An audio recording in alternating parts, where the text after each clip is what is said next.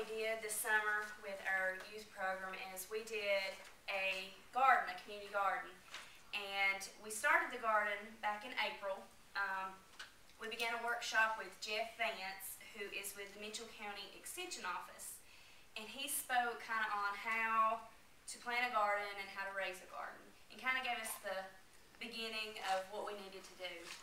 Just to give the youth an idea about how to do this. But our main goal for this was, one, to give back to the community, but also to help these youth learn how to be self-sufficient. Then in May is when we actually first started growing the garden. And some of the vegetables that we grew were corn, green beans, tomatoes, potatoes, cucumbers, squash, cabbage, watermelons, onions, and peppers. And in between that time, from the time we started the garden until the time we harvested, we had the youth come in and just go in and make sure there was no weeds that needed to be weeded. We had them come in and weed a little bit, and some of the produce, of course, would come in before we actually did our actual final harvest. So they'd come in and get some of the vegetables off. But what we did is we let some of the youth take the vegetables home with them. Then we decided we wanted to be able to give back to the community.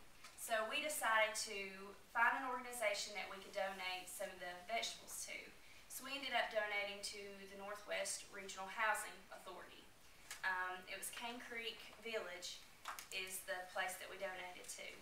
So, and what they do is it's a low-income housing for the community, and they donated it. They divided it up. It's probably around 10 households. They divided some of the vegetables up among the people there. So, in October is actually when we started harvesting these, or actually September, I'm sorry. October, we decided to do a garden lunch for them, just to kind of see what the produce actually looked like after. We ended up doing chili and potato soup. So we kind of let them, we used their own vegetables in that. We used the peppers and the tomatoes and the potatoes. So, but we had probably around 12 youth that participated in the whole event. And probably some of the challenges that we faced, weather, of course.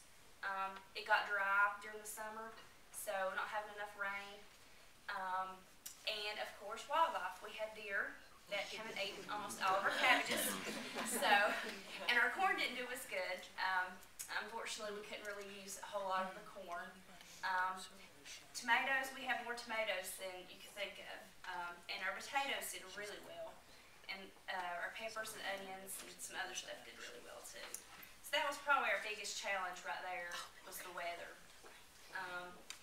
Probably what the youth took out of this, it was a good learning experience for them because they could actually see the final product of it.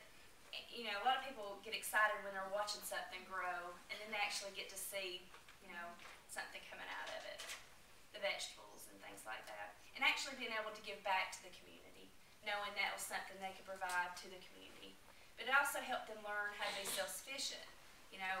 Right now with the economy being as low as it is, it's good for them to know how to grow their own garden. That's one thing to save them money. It's another way to raise money. We talked about how they could actually grow enough produce to go and be at the farmer's market. So we kind of went over that with some of them at a workshop too. So our future plans, not sure if this is something that we may do next year due to if we do the summer youth. It was a very big project. Probably what we would do if we did it again would maybe focus on one vegetable, probably potatoes. Those are probably the easiest thing to grow. That way we can grow a tremendous amount of them and then maybe take them to the farmer's market and sell them and donate the proceeds to a local organization in the community. So, does anybody have any questions? I just told you brought some of that soup with you.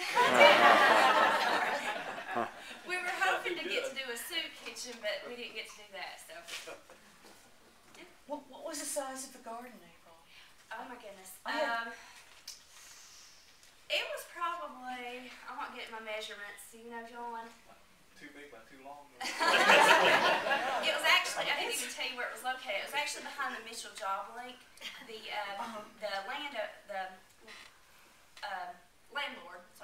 landlord actually let us use the land up there for free.